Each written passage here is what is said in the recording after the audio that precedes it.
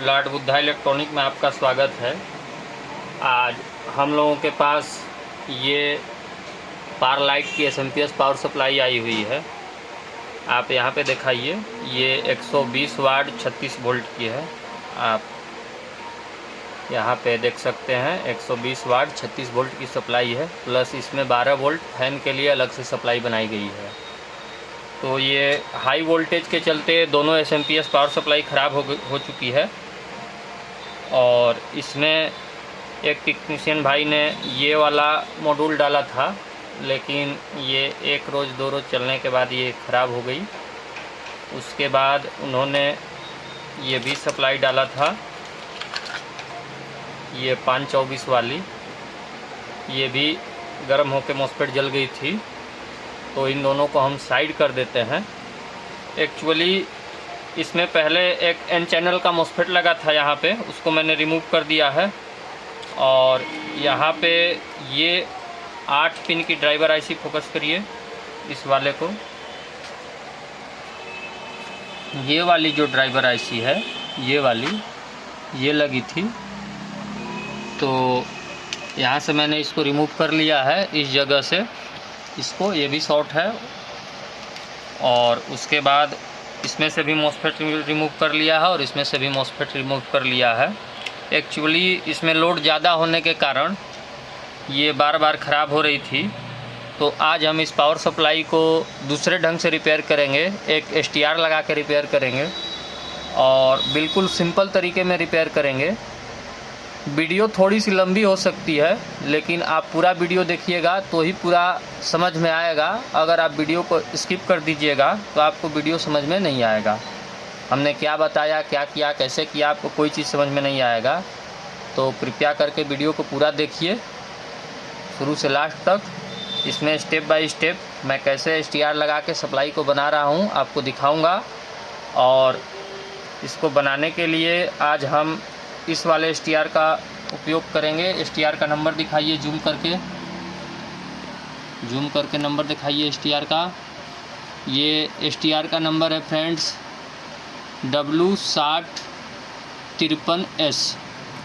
और इसका data sheet मैंने निकाल के रखा हुआ है, आपको डाटा शीट भी दिखा रहा हूँ।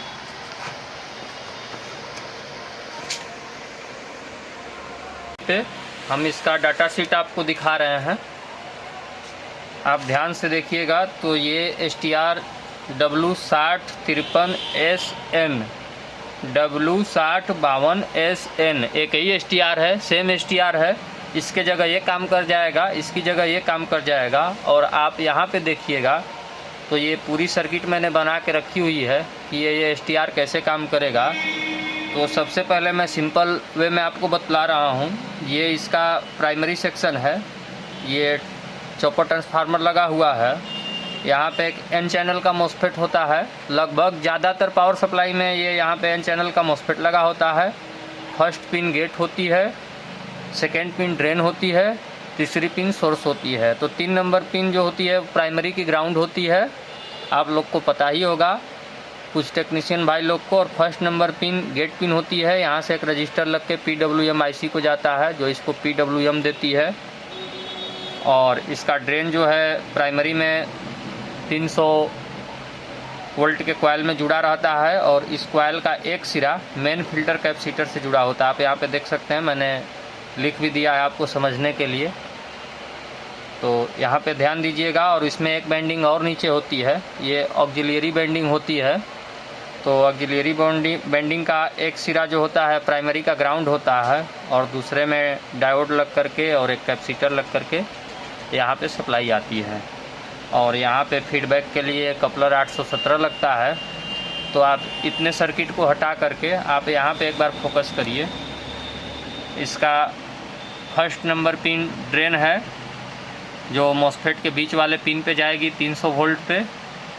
2 नंबर पिन को लो ओम के रजिस्टेंस से ग्राउंड करना है। आप देख सकते हैं यहाँ पे मैंने लिखा हुआ है लो ओम रजिस्टेंस 2 वाट 0.33 ओम या 1 ओम या 2.2 ओम से आप ग्राउंड कर सकते हैं।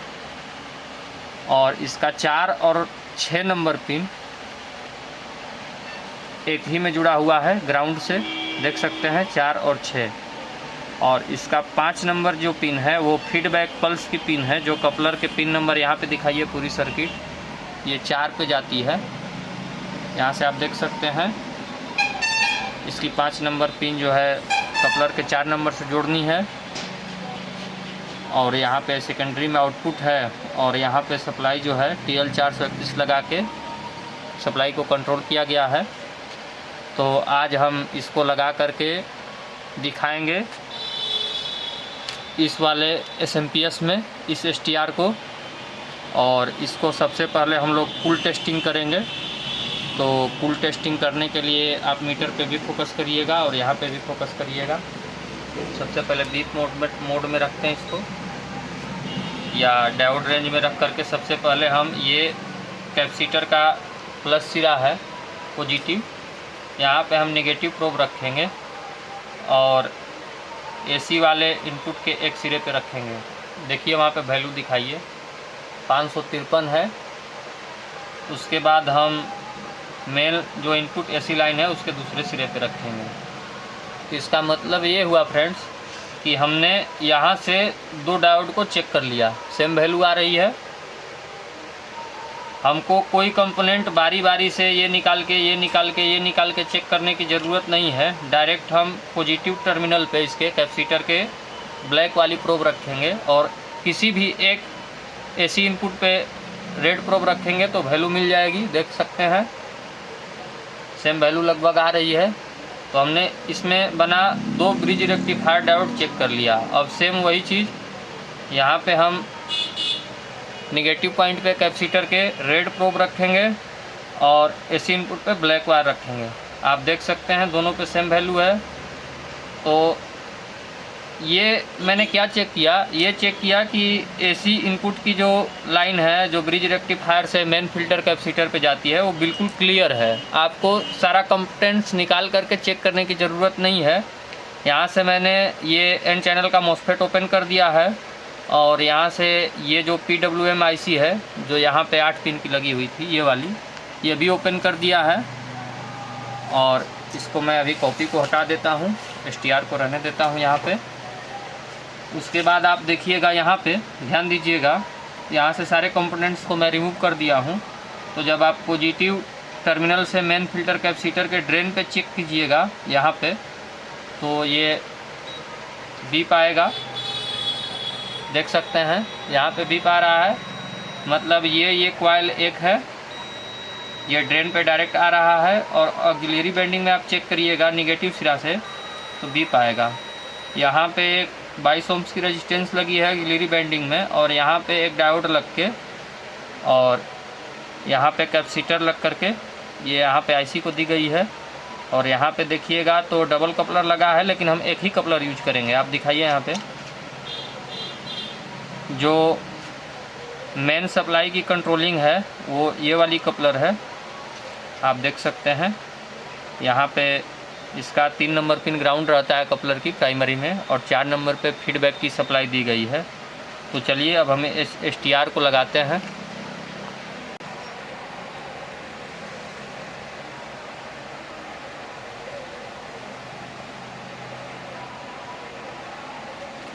तो फ्रेंड्स इसको लगाने से पहले सबसे पहले आपको एक बार डाटा शीट दिखाना चाहूँगा। आप यहाँ पे डाटा शीट देख लीजिए और डाटा शीट से एक बार समझ लीजिए। तो मैं इस बोर्ड पे चलता हूँ। यहाँ पे आप STR को जूम करिए, बढ़िया तरीक़ा से जूम करिए। जूम करने के बाद हमें क्या करना है, जो इसका 1 नंबर पिन मैंने बताया ड्रेन है, उसके बाद 2 नंबर पिन को लो ओम रजिस्टर से ग्राउंड करना है, यानी इसको इसका 4 और 6 नंबर पिन एक में जोड़ना है। 1 2 3 4 5 6, यानी ये 4 नंबर और 6 नंबर पिन को ग्राउंड करना है। तो 4 नंबर को हम ऊपर कर देते हैं और 6 नंबर को हम ऊपर कर देते हैं। डाटा शीट में आप एक बार स्क्रीनशॉट ले लीजिएगा वीडियो में जब हम अपलोड करेंगे। तो तो ये 4 हो गया, 1 2 3 4 और 5 और ये 6। तो इन दोनों को हम एक में सोल्डरिंग करेंगे, 4 नंबर और 6 नंबर को। तो चलिए 4 नंबर और 6 नंबर को हम एक में सोल्डर कर देते हैं। आप देख सकते हैं कर दिया। और इसके दूसरे नंबर पिन को लो ओम रजिस्टर से ग्राउंड करना है, तो हम इसको लो ओम रजिस्टर से ग्राउंड कर देते हैं।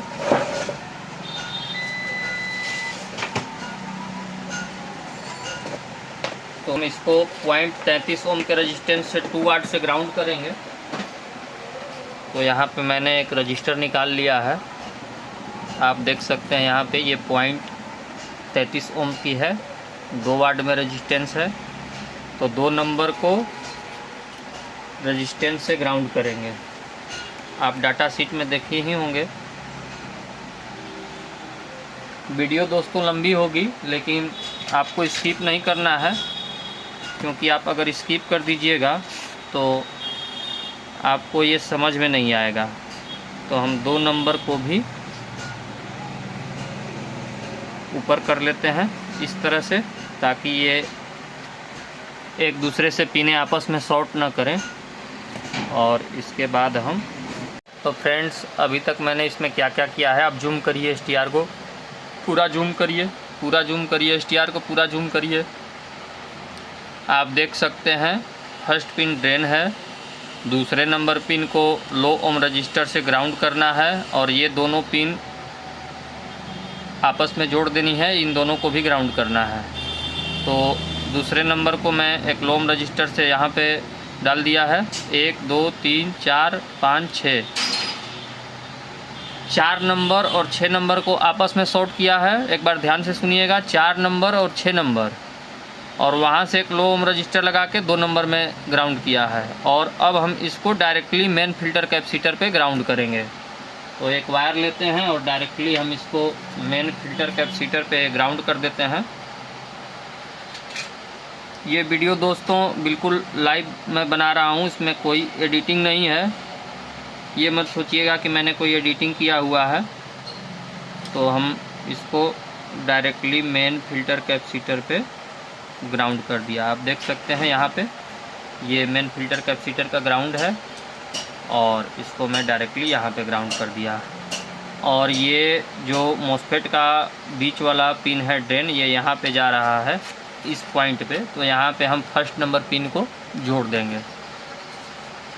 और जूम करिए, तो हम डायरेक्टली इसे फर्स्ट नंबर पिन को यहाँ पे ड्रेन पिन पे जोड़ दे रहे हैं। आप देख सकते हैं ऐसे फर्स्ट नंबर पिन को डायरेक्ट ड्रेन से कनेक्ट कर दिया है, ये मॉसफेट के बीच वाली पिन से। और 4 नंबर 6 नंबर को ग्राउंड करके और लो ओम का रजिस्टर 2 नंबर पे लगा दिया है। अब इसमें 2 पिन बच गए। तो इन 2 पिनों में ये जो 1 2 3 नंबर की जो पिन है वो ऑक्सिलरी के 18 वोल्ट की सप्लाई है। वो कहाँ जाएगी मैं आपको वो भी बता देता हूँ।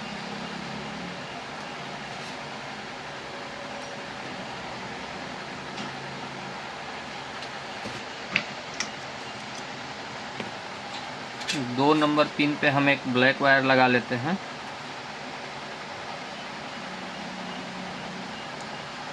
ओके, यहाँ पे आप देखिएगा जब बीप रेंज में चेक करिएगा इस प्राइमरी सेक्शन में, तो ऑक्सिलरी की पहचान ये है कि मेन फिल्टर कैपेसिटर से बीप देगा। ये कॉइल का एक बेंडिंग और दूसरा बेंडिंग, यहाँ पे एक डायोड लगा है, डायोड लग के यहाँ पे एक 22 ओम्स का रेजिस्टेंस लगा है, और यहाँ पे एक छोटा वाला कैपेसिटर लगा है। इसकी पहचान इससे भी आप कर सकते हैं। यहाँ पे देखिए, यहाँ पे मैंने ये प्रोब रखा हुआ है, यहाँ पे एक छोटा वाला कैपेसिटर लगा है।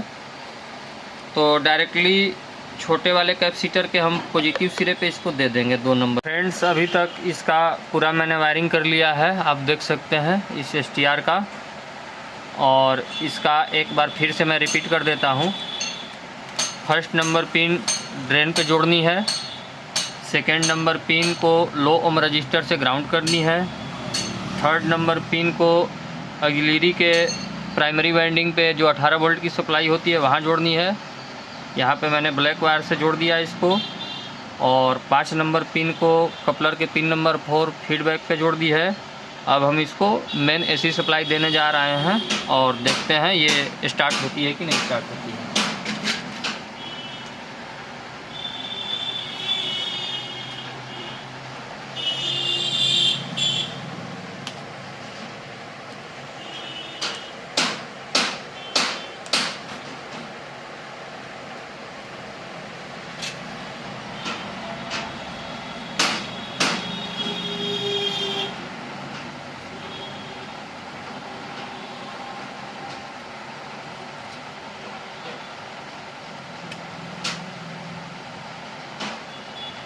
चलिए इसको पावर में लगाते हैं और टेस्ट करते हैं।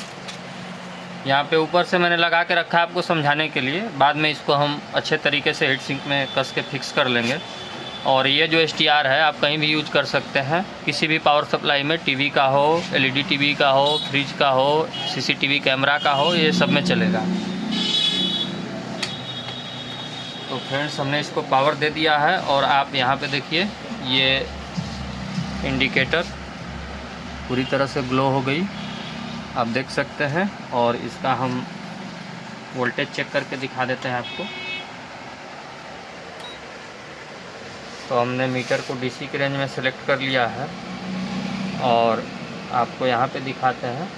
आप यहाँ पे दिखाइए मीटर पे लगभग 36 वोल्ट की सप्लाई ओके है। और इसमें एक और सप्लाई है फैन के लिए, वो 12 वोल्ट के करीब होनी चाहिए, तो वो भी अभी देख सकते हैं आप 12 वोल्ट के करीब है। तो ये STR लगा के हमने पूरी तरह से ओके कर दिया। इसका MOSFET निकाल दिया, PWM IC निकाल दिया। और जो चाइना पावर सप्लाई बाहर से लगाते हैं वो चाइना पावर सप्लाई की ज़रूरत नहीं है, आप इसको ओरिजिनल तरीके से रिपेयर कर सकते हैं। तो ये वीडियो कैसा लगा लाइक करिएगा, शेयर करिएगा, कमेंट करिएगा। और वीडियो आपको किस चीज़ पे चाहिए मैं वो भी बना के दूंगा आपको। और आज के वीडियो के लिए बस इतना ही। चलिए।